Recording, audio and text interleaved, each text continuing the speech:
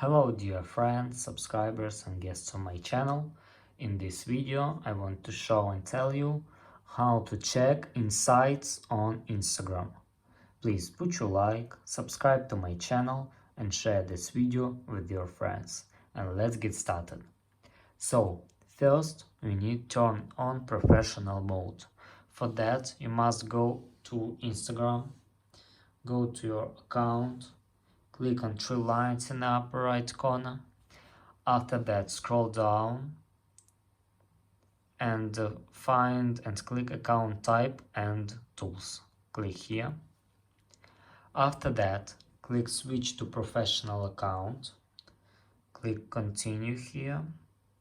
Choose what best describes you. Click done. It can take up to 30 seconds. After that, choose creator or business.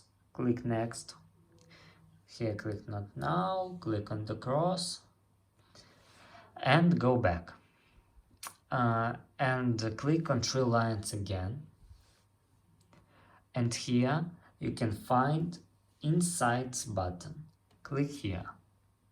And here you can see and check insights of your Instagram account. And that's all.